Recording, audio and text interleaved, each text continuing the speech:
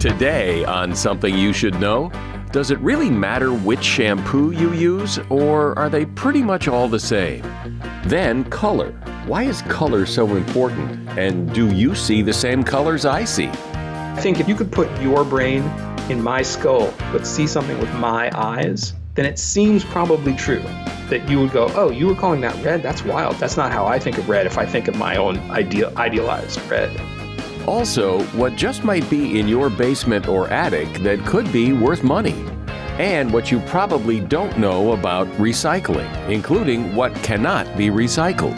So for a plastic carryout bag, those shouldn't be in your curbside bins. They tend to clog the recycling machinery, get wrapped around other valuable items, and the facilities have to pay to shut down the line and cut out all the plastic films. All this today on Something You Should Know. Something you should know. Fascinating intel, the world's top experts, and practical advice you can use in your life. Today, Something You Should Know with Mike Carruthers. Hi, welcome to Something You Should Know. I'm going to start today with something I've been thinking about lately. Every time I get in the shower and I see we have multiple bottles of shampoo in the shower, and I wonder, is there really any difference? Because some of those bottles cost a lot more than some of those other bottles. So I looked into it, and the answer as to whether or not all shampoos are the same is it depends on what you want from your shampoo. If, like me, all you want is clean hair, then it turns out it doesn't really matter much which shampoo you do, according to a study. In the study, samples of unwashed hair were collected and tested by washing them in a range of shampoos and then looking at them under a microscope to look at the surface of the hair and see if any dirt or oil remained. And the study found that all the hair samples, regardless of which shampoo was used or how much it cost, were equally clean after washing. However, some people like a thicker shampoo. Interestingly, thicker products do not work any better than the thinner brands, yet the general belief is that there is a connection between the thickness of the shampoo and the quality of the shampoo, and that encourages the shampoo industry to thicken their products. Well, those thickening compounds cost money, and that increases the price of the shampoo. In general, though, if what you want is clean hair, pretty much shampoo is shampoo, and getting a cheap one can save you quite a bit of money over the long run. And that is something you should know. Color is a big deal to people. We agonize over what color to paint a room or what color carpet to put down on the floor.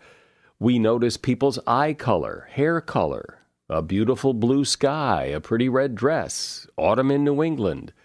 The world is full of color, and we notice it and interact with those colors all the time. But why? Why is color so important? And do you see the same colors I see? How do colors affect people? Are there colors in front of us that we simply cannot see, but other creatures can? Adam Rogers has taken a look at color and our relationship to it. Adam is senior correspondent at Wired and author of a book called Full Spectrum: How the Science of Color Made Us Modern. Hey, Adam, welcome. Thank you very much. I appreciate you having me. So why is color so important to people? Why do we notice it? Why do we incorporate it into all areas of our life, from, the color on the walls to the flowers in the garden to everything? I mean, color's a big deal. Why? Yeah, that's fascinating, isn't it? Some of it is straight ahead aesthetics, of course, where we attach meanings to colors that are completely culturally dependent. Different colors mean different things to different people, and they mean things to individuals. They have colors that are our favorites for some reason, that have to do with our personal experiences and what we liked as a child and what we saw as a kid. But also, I think it's something much deeper than that. All living things use color as information as well as something aesthetic. We learn things about our environment from it. And, it's really easy when you get into evolutionary neuroscience to tell yourself just so stories about color vision evolved so that our primate ancestors could see red fruit against the green background of trees or something. It's probably not true because primates don't actually see color that well. Our color vision is kind of a fluke. But the point I'm trying to make is that color has what a lot of different fields will use this word, and they'll mean a lot of different things by it. It has salience. It has importance. We glean information about our environment around us from it. And so you can imagine that there's kind of some inbuilt process in our minds, in our cognition, that make color a way that we infer meaning about the world. Is color really that individual, or are there colors that pretty much everyone likes or everyone dislikes? So there's a ton wrapped up in that question. Some of it is, what colors do a lot of people like? So even if you do surveys of like favorite colors, favorite in terms of the things that we would find most pleasing, that we would, as you say, have the cars painted that color. It's hard to know how much of those are revealed preferences and how much of those are marketed. Color's been so heavily marketed and been such an important piece of the way the stuff that human beings consume and buy, especially starting with the kind of late 19th century and into the 20th and 21st, as marketers became more and more sophisticated about trying to get people to buy new consumables. When the technology behind those consumables doesn't change that often, how do you try to convince somebody that something is new? The thing that they arrived at in the early 20th century was you could make it in a different color. And so there's some marketing push there. The most popular color, for example, for cars, if you just go by what color cars bought the most, is white. And it has been for years. And I find that really surprising, but I also think it's possible that's because a lot of them go to fleets. So it's hard to know whether that's because people really like white cars, or it's because fleets buy white cars because they're cheaper or easier to clean or easier to hose off or whatever, right? So it's hard to know which ones are more popular for people than others. And of course, those change over time. Every year, Pantone names the color of the year, and that's supposed to tell us something about what the national mood is or something. But I'm not sure that it really does, as much as it says something about just trends. And when somebody says, oh, websites, the color for your app should be blue because people find that trustworthy. I mean, is that true? Is blue trustworthy, or is it cold? I don't know. But I do think that the deeper question there too is whether, when we talk about those colors, if I say blue and you say blue, if we're talking about the same blue. So it may well be that even if we both have a color that we'd identify in our heads as something that we find aesthetically pleasing, that we're both referring to kind of a different thing. And in fact, the way the mind builds color and then creates a language around those colors is so complicated and so hard to understand that entire chunks of the fields of linguistics and neuroscience have been built to try to both use color as a tool to understand the brain and then also understand the brain better to try to figure out how color works. Yeah, well, I imagine too that it makes a difference what the color is for. You might want a color on your wall, but that doesn't mean that that's a great color for your car. I mean, it really depends on the application. That's such a key insight, because when researchers who understand color and understand information theory and understand neuroscience go and, for example, interview people in their own languages and try to figure out which colors they have names for and which colors they don't. Just as a side example, in English, there's only one basic color term for blue. A basic color term is a word that only means the color. In English, we talk about blue. But in Russian, they have two basic color terms for blue, one referring to what an English speaker would call light blue and another one referring to what an English speaker would call dark blue. Why do they have different words for those colors? What level of information do they get from having those different words, and why do they need different amounts of information to talk about color? Something I've always wondered, and I think everybody has wondered, is are there colors that we just don't see, that other creatures, other species can see colors that we can't even imagine? There are a lot of living things out there that can see way more colors than we do. We're actually pretty terrible at seeing colors in a lot of respects. Insects and birds tend to see into the ultraviolet, and they see those as colors, things that are totally invisible to us. And a lot of reptiles can perceive infrared, a wavelength that we mostly just perceive as heat, but they see it as a color. But their experience of the colored world is totally different than ours, which I think is super exciting. How do we know that? How do we know that they can see colors that we can't see? If we can't see them, how would we know anybody else can see them? Yeah, isn't that frustrating? One of the ways is that you can figure out what their photoreceptors are what peak wavelengths their photoreceptors are tuned to. So, for example, honeybees, you can dissect their eyes. You can figure out that they actually see a lot less of the things that we would call reds, and they see a lot more of the into the ultraviolet and spend more time in kind of the blue-green part of the universe. I talked to a researcher who studies butterflies, who spends a lot of time, because the butterfly eye is a super weird eye, and they see colors that we don't, which you can imagine because butterfly wings have all those different colors too. It's got to be doing something for them. And you can put out like test strips of colors that they'll respond differently to, even though the human eye can't perceive the differences in them.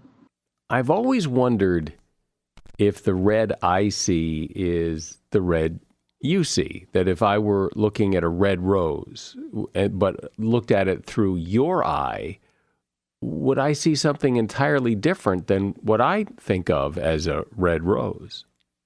Isn't that enraging, that problem? In some respects, there's no chance that the reds could be the same because the meat that you think with is different than the meat that I think with and see with. And so they'd have to be different. And what we've just agreed to do, you and I both agreed to say, like, yeah, that's red, right? You think that's red, I think that's red. Okay, cool. That's whatever you're seeing there is red, whatever I'm seeing there is red. So in that respect, it doesn't matter because we've linguistically agreed to call that red. It's only a problem. And this gets to be a problem. You see this as a problem with let's say any couple of people who live in a house together trying to choose what color to paint the living room walls, as you've said, as one of them will say, well, that's more of a blue-green, and the other one will say, I don't know, I think that's more of a greenish-blue. And that's such a subtle distinction. I think about that a lot because there were 2 Crayola crayons in that 64 pack that we grew up with, that there was a blue-green and a green-blue, and I used to try to puzzle over like what made one a blue-green and one a green-blue. And there is a difference. And you might even be able, you and I might be able to look at those 2 paint swatches or whatever and say, yeah, those are different colors. And in fact, like before this book, I wrote a book about booze and some of the science of alcohol. And one of the differences between a master sommelier and a schmo like me who likes a glass of wine but isn't a pro at tasting notes is that the sommelier knows a lot more words to describe different tastes. And that's a really hard problem too. It's the same object metaphor problem that colors have, where the words are trying, well, that tastes like strawberries. What does a strawberry taste like? Well, it tastes like strawberries. It's hard to, you can tell you what the molecule is that's strawberry tasting, but the only way that you know what that molecule is that it tastes like strawberries. And similarly with colors, if you and I are both talking about red, and if I say, well, what color is that though? It's like, well, it's red, it's reddish. Are they different reds? Maybe, but we're going to just agree for the sake of argument, I suppose, that we'll both call it red and move on. I think if you saw them, if we could somehow, like, if you could put your brain in my skull but see something with my eyes, then it seems probably true that you would go, oh, you were calling that red? That's wild. That's not how I think of red if I think of my own idealized red. Yeah, but would I say that's my blue, or would I say, geez, I've never seen that before? You probably don't say that's my blue. That range of difference isn't really there. I will say, if you do a test where you shine a colored light into a person's eye, and you give them controls of the knobs for what light that is, and you tell them to choose the perfect yellow. So you say, okay, tune the knobs, so not greenish and not bluish, but yellow, just yellow, a perfect yellow. People, and you do that with hundreds of different people, you give them a chance to do that, they'll all choose about the same yellow. But if you ask them to do the same thing with a green, so not yellowish and not bluish, but green, getting into that GRU region of space again, their answers vary. It's a huge variation. So even right there, you can see that some colors maybe we'd have more agreement on than other colors, and that's due to just quirks of the system. Color is the topic on the table, and my guest is Adam Rogers, senior correspondent at Wired and author of the book Full Spectrum: How the Science of Color Made Us Modern. So, Adam, we hear things like, this is a calming color, this is an anxiety-provoking color, as if colors generally have an effect on people. Do they? Or, there was that thing about, if you paint prisons pink, that that calms prisoners down. What about that? Yeah, that's all Sometimes that's described as chromotherapy as well, where they'll try to use it for therapeutic reasons. I will say my read of that science is that no, it's probably not true. But I will say, like, a thing that maybe would make you at least intuitively figure that's probably not right are the different cultural uses for colors, the different cultural symbolisms. And just as a straight example, like the color white in some Asian cultures is much more associated with funerals and grief than it is with the sort of purity and virginity that it often is in Western cultures, right? So totally different color meanings. Even in North American culture, until the sort of late 1800s, all the symbolism about pink was masculine and very macho, and then it sort of transitioned in the late 19th and early 20th century into being seen as something that was a more feminine color. But there is this sense, and we've heard for a long time, that, if you walk into a room that is earth tone, that's a more calming, natural environment, as opposed to walking into a room that's painted bright pink, which is going to be more shocking and alarming. That humans, because we are of this earth tones calm us down. And is that all gobbledygook? You used a couple of interesting words there. You were talking about sort of earth tones and being sort of darker and more subtle, and then a bright pink.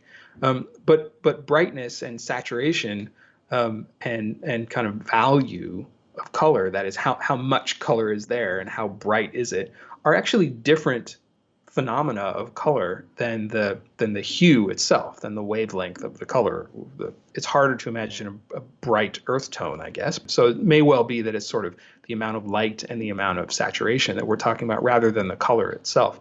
I think probably you and I would agree that if you and I walked into a room that was all painted in many, many very bright shades of pink, we would find that much more unsettling than if we were in a room that was painted with earth tones. But I also think that that's because of our acculturation to what we think the meanings of colors are. And that, in fact, even within my lifetime, a room painted in avocado green and orange would have been seen as a very calming and fashionable and relaxing living space, whereas if I walked into it now, I would find it kind of aggressively ugly. It does seem that humans have a unique relationship with color in the sense that we value color. We attach value to certain colors. We want to be surrounded by certain colors. We admire other colors. And other species don't seem to have anything like that relationship, at least as far as I can tell. You don't really find other species out there that try to make colors and change the colors around them to suit. So there's something going on there. And that has been true of human beings since we turned into human beings, since we became those humans. And you see that on the coast of South Africa in a cave called Blombos, where there have been a lot of really tremendous archaeological finds, finding an abalone shell. This would be tens of thousands of years old, an abalone shell. And inside the shell, they also found signs of both ochre and trabecular bone, which is the kind of bloody, fatty bone, like spongy stuff like inside the spine. And the hypothesis here is that this was a workshop. They were making ochre into a pigment, into a paint, essentially, that you could color a cave wall with, or even your own body, a person's body with. So that predates almost every other technology, that trying to be able to make natural stuff into a color that we can use and change. There's been an argument in kind of aesthetic circles and philosophical circles since the Greeks really started this argument about which was in some respect more important, form or color, whether one of those things, whether the shape of things and the patterns of them were somehow more true or more authentic, gave you a better perspective of what something was in the world or what the world looked like than colors.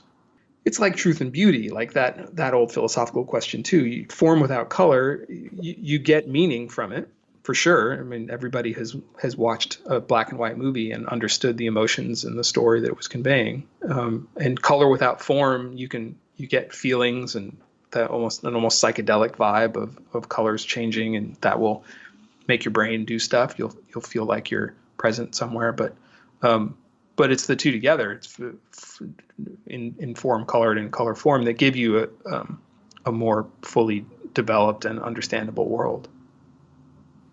It does seem, though, not to beat a dead horse here, but that if you walk into a room that's painted all black, you have a reaction to that that's a human reaction. And I think you'd have the same reaction 40 years ago or 100 years ago as you would today. There's something about the color, that color of a room, and maybe therefore other colors of rooms, that does affect your mind.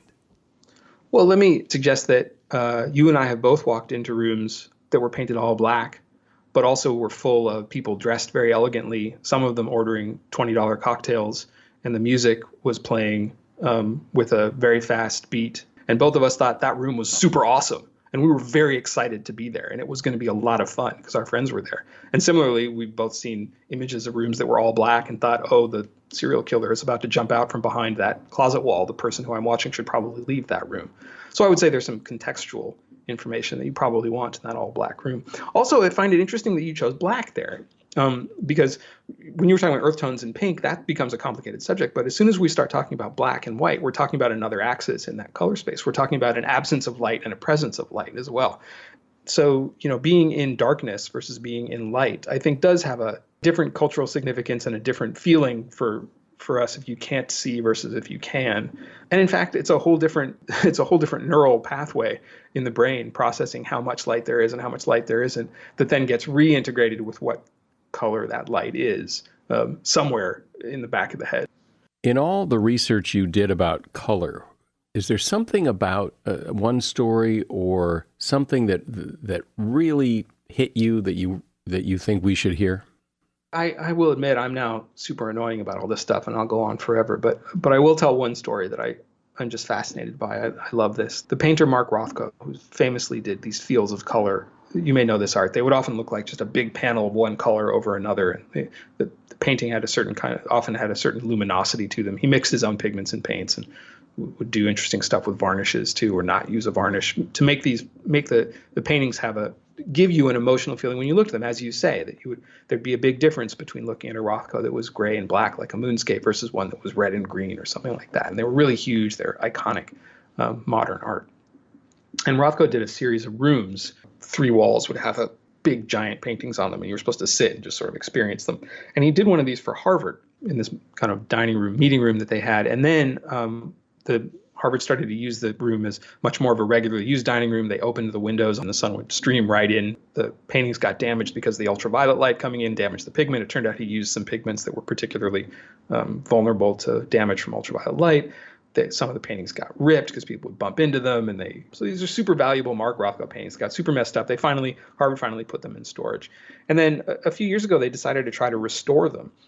Usually, what you would do when you were going to do a restoration like that is you would take off the varnish and put on a new varnish, but these didn't have any varnish on them at all. And in restoration of paintings, the rule is you want to do as little as possible to the original. You don't want to just go repaint it because that messes it up. So when they tried to show the paintings again, they had this problem. They didn't know what to do about it because they couldn't fix the paintings, but they also didn't look the way they used to. So what the researchers who were working on it did is they decided to use digitally projected light. What they were going to do is shine light onto the paintings so that they would look like they used to. But if you just shined a picture onto the painting, that wouldn't work because that light would then interact with it, would bounce off and be absorbed by whatever was left on those giant canvases, and so it would look totally different again. So what they had to do was take samples of what the paintings had used to look like. So what they had accessible to them was Rothko had painted more than 3 and not put them all on display. He kept one. So they had an old one that they could look at the colors of the pigments that he had used and then essentially restore digitally what the colors would have been. And so they went through all this process where they could figure out, okay, here's what color we're trying to get to. And then they could kind of subtract the color that was already on the canvases from the color that they wanted. And this is a process that your mind and your eye do all the time, is try to subtract the color of the illuminance, the light around something, from the thing that you're actually seeing so that you can infer essentially what color the thing actually is. And the best example I can give you for this, just in parentheses, is if I show you a picture of an egg under red light, that egg is going to look red. But you're going to know, unless there's some cue that says it's Easter, probably because there's red everywhere else in the image, that that's actually a white egg, because we know what color most eggs are, even though some eggs come in brown and speckled and all that stuff. I know all that. But basically your brain will do what a video camera would be white balancing, right? We'll say like, okay, I get it. That's not a red egg. That's an egg. And the light is red. So here they had to do that actively. They had to say, we're going to shine a light on the paintings using a digital projector mapped to all the different regions of the paintings, because there were kind of figures in front. There was like big purple gateways in front of big kind of dark red backgrounds. We're going to shine light on it that will change the way the painting looks so that it looks the way it used to when Rothko originally painted it. And they put those on display. They actually were able to figure out how to do it and shine the digital projectors on it. And the thing that was most popular about the display, apparently, because these are big epic paintings, they sort of make the size of a room. And when they finally showed them again, people would arrive to be looking at the paintings at about 4:00 when they would turn off the projectors. So they'd be able to see the difference. You'd be able to see this artificial recreation of what the Rothkos used to look like. And then they would turn it off, and you'd be able to see what the Rothkos look like now, which is also not what the Rothkos used to look like. I love that, the kind of obsession of detail of how color works and trying to understand how the brain and the eye perceive color, and then taking advantage of that to remake an artistic experience. Well, when you stop and think about how important color is on so many different levels, how important color is to people, it's really interesting to get some insight into why that is and how it all works. Adam Rogers has been my guest. He is a senior correspondent at Wired, and the book is called Full Spectrum: How the Science of Color Made Us Modern. And you'll find a link to that book in the show notes. Thank you, Adam. Thank you for being here. Recycling has become part of everyday life for most of us. You throw your trash away in one bin and you put your recyclables in another.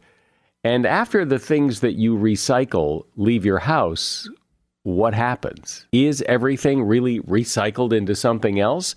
Or does a lot of it end up in a landfill right alongside your garbage? What things that you may be putting in your recyclable bin are not really recyclable? All these questions are important for all of us to understand, and here with some expert insight into how recycling really works is Jenny Romer. She is an attorney and leading expert on single-use plastics, and she's author of a book called Can I Recycle This? A Guide to Better Recycling and How to Reduce Single-Use Plastics. Hi, Jenny. Welcome to Something You Should Know. Hi, thanks for having me. So I like to think that the things I put in my recycle bin are, in fact, recycled into something else, but I know they're not all. What percentage of plastic, for example, is actually recycled? Well, only about 9% of plastics ever produced have been recycled. So we have a major problem with plastics recycling in the U.S. And what about the other things that we think we're recycling? The most valuable recyclables on the market right now tend to be certain plastics. So HDPE number 2 resin, which tends to be milk jugs and kind of shampoo bottles, followed by aluminum cans are very valuable, and cardboard boxes. So there are things that there is a market for, meaning that there's a manufacturer who wants to buy those items after they've been collected and sorted and baled. But for a whole lot of other plastics, there really isn't someone on the other end who wants to buy them most of the time. And so what I really get into is the logistics of how recycling machinery works once you put it in your bin and it goes to a recycling facility, how it gets sorted out, what problems can happen there, and then whether there's an end buyer who wants to purchase those items. So really looking at recycling in a different way. Yeah, well, isn't it true that a lot of the market for recyclables is gone, that China used to take a lot of it and now they don't, and a lot of it just ends up in the landfill anyway, and in many ways we're kind of going through this exercise for not a whole lot of reason?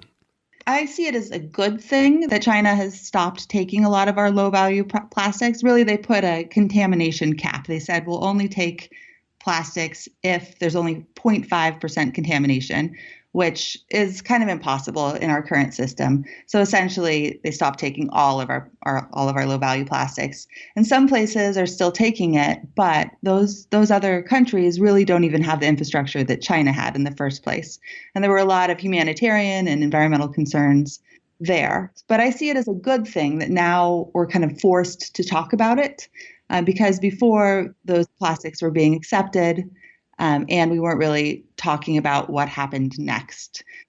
So you've mentioned pretty much exclusively plastic. What about paper? What about newspapers and cardboard and stuff like that? There still is a market for a lot of paper. It depends on exactly what paper you're talking about, but magazines, newspapers, cardboard, there is a market for that. A little bit less because China was taking that as well, but we do have a domestic market for that. And cardboard is interesting because it really fluctuates quite a bit, and so there's even so much of a cardboard can be so valuable that there has been a problem with cardboard poaching because businesses would put cardboard out on the curb, and if the market value of cardboard was really high, then we'd see people just renting trucks and going out and poaching cardboard. It's been a big problem. Even in New York City, there were charges brought for cardboard poaching. So, some recyclables are very, very valuable and some aren't. So let's talk about what our responsibilities are when we put recyclables in the recycle bin. I mean, where I live, trash goes in one, recyclables go in the other. I imagine they're sorted out somewhere else, the plastic from the paper from the glass. But, then I hear things like, well, pizza boxes are not recyclable because the grease from the pizza basically ruins them, and you shouldn't put those in the recycle bin. I have a little graphic in my book about kind of how dirty can your pizza box be. And one tip is a lot of the time, the grease from the pizza box will just be on the bottom part of the box. So you can rip off the top part of the box and put that in your recycling bin, and then either put the bottom part in compost if you have it or in the trash. So at least you're able to salvage some of the box. And so I think a question a lot of us have is like, how much good is this doing? I've heard people say that, if all of the recyclables ended up in the trash, we barely notice. It's such a small amount that's actually going anywhere and being actually recycled into something else that, yeah, this feels good and it's very environmental and it makes us all feel good, but it isn't really doing very much. One thing that I really look at is the economics of it. So some plastic is worth almost $1,000 a ton on the commodities market. Other plastic is worth negative $17, meaning you have to pay someone to take it away. And so having people, go through all of the time and, water usage to really wash out every little piece of plastic and put it in their bin, if we know it's a plastic that doesn't have a market, that isn't eventually going to be turned into another product, no, that's not worth it. But for the plastics that are higher value, for the other materials that are higher value, like aluminum cans, that's definitely worth putting in the recycling bin. I imagine there are a lot of things about the recycling business and how it works that probably we should know that we don't know. And since the name of this podcast is Something You Should Know, what else should we know about how recycling does and doesn't work? Yeah, one thing I like to look out for is when you're in a public place and you see a recycling bin that's lined with black plastic, a lot of the time that means that it's not going to be recycled because because most recyclers won't open an opaque bag. So I think a lot of the time people will put something in the recycling bin, and those are very unlikely to get recycled. I'd say almost never. But also when we're recycling, we're putting things into our bin, like we said. And if you put things in your bin, if you wish cycle something that isn't actually recyclable, it could cause a lot of problems there. So for a plastic carryout bag, those shouldn't be in your curbside bins. They tend to clog the recycling machinery, get wrapped around other valuable items. So they contaminate the source, they clog the machinery, and the facilities have to pay to shut down the line and kind of cut out all the plastic films. People also like to recycle things like garden hoses and extension cords, and those are tanglers for the recycling facilities as well. And then a lot of the smaller things like really small bottle caps that aren't attached to bottles or forks and things like that, if you put them in their bin, they're really not going to make it through all that machinery. Well, wait a minute. You've just said a lot of things we need we need to go back and talk about. So the plastic bags from the takeout restaurant or maybe even the plastic bags from the supermarket, those are not recyclable? Well, if you look at the bottom of most of those bags, it'll have a little recycling symbol on it, but then next to it, it'll have what we call a qualified claim. So it'll say you must bring this back to a participating grocery store to recycle. So there are some drop-off programs for plastic films, but most people aren't going to do that. A lot of people just try to put them in their curbside bins. And I'd say 97% of the communities in the U.S. do not accept plastic bags or plastic film for recycling. So like I said, they're tanglers, they clog up their machinery. No one ever told me that. Well, I'm happy that I'm here with you today. That's a big take home. But I sure. bet if you asked 100 people, more than 90 of them would say, yeah, we put those bags in the recyclable because they're plastic, and plastic is recyclable. Yeah, exactly. And that's one thing I really want a big take home to be is that plastic isn't just one thing, and a lot of it isn't recyclable. So getting back to what you said that if you put your recyclables like in a public place in a thing that is lined with a black bag, it won't get recycled. Why? What's the significance of the black bag? Because at most facilities, if they see a black bag, they are not going to want to open it. Waste management, recycling is a dirty business, and they want to limit their liability a lot of the time to not have their employees open these mysterious black opaque bags at recycling facilities. Who knows what's in them?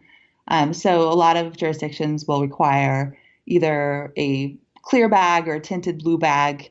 A lot of places won't even accept bags at all.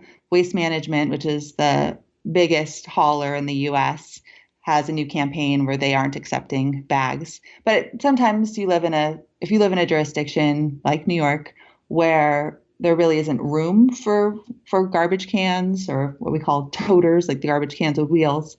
And so sometimes putting it in a clear bag is the only option. And they would distinguish the recycling bags, the bigger bags versus the carryout bags. It's a lot of the time when if you have to use the bigger bags to put your recyclables in curbside, those will get opened up at the beginning of the sorting line, and those bags will probably just be thrown away. So most facilities are able to handle those. Those aren't actually being recycled most of the time, but they're being used to transport the recyclables. But a lot of the time people will also kind of throw in all their carryout bags thinking that those are going to get recycled, and they aren't.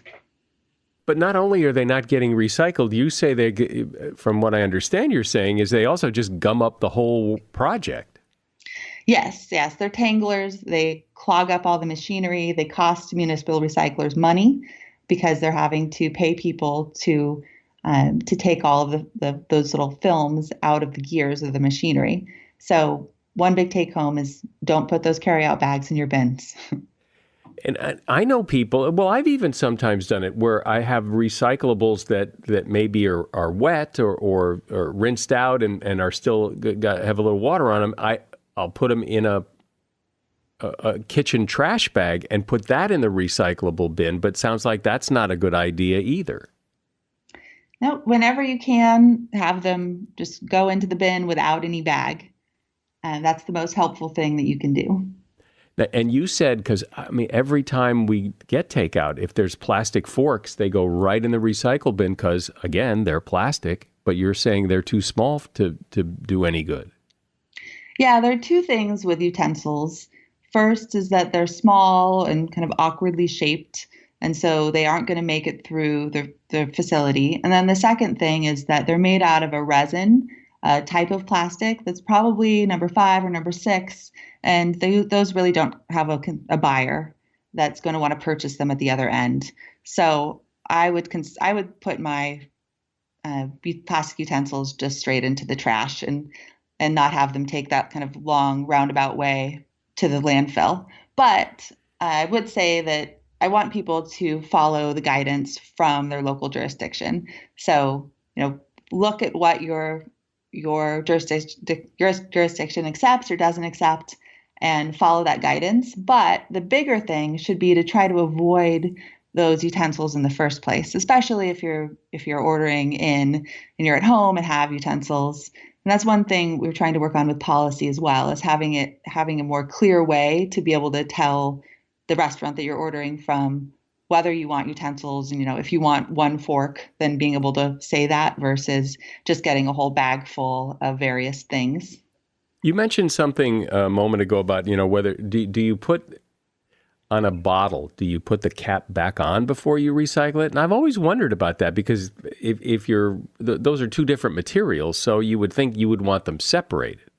If it's a plastic bottle with a plastic cap, then definitely keep the cap on.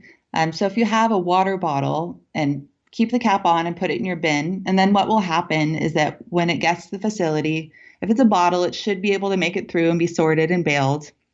And then when it's sold to the manufacturer, what they will do is shred all of that plastic, and then they will do a float sink test. So the caps are generally made from number 5 plastic, that's polypropylene, and that'll float to the top.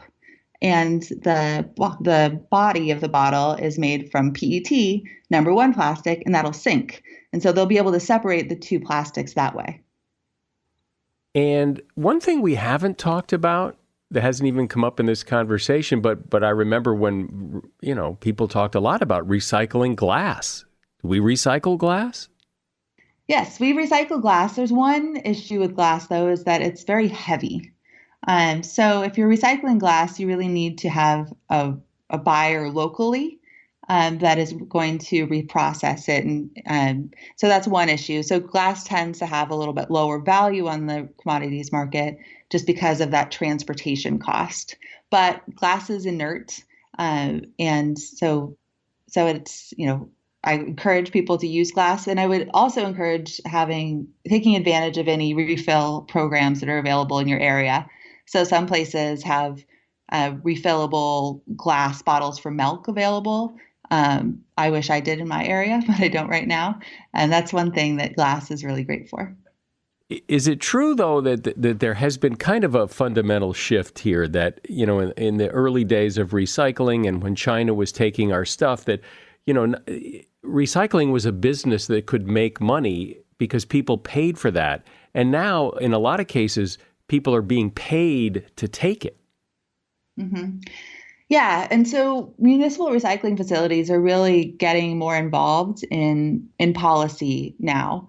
So we've seen that, for a very long time, municipal recycling facilities made, or we call them MRFs, made money by recycling. They would take all of our materials from the blue bins, sort them, and then sell them on the commodities market. And for plastics, for most materials, they could get something for it. And so there's been really a fundamental shift from selling those commodities to having to pay to have them landfilled or incinerated or shipped for a much lower value. And so those facilities are starting to talk about policy and starting to talk about having manufacturers pay for the cost of recycling rather than having it just be paid for by taxpayers and ratepayers, just because it isn't necessarily a money-making proposition anymore, particularly for low-value plastics.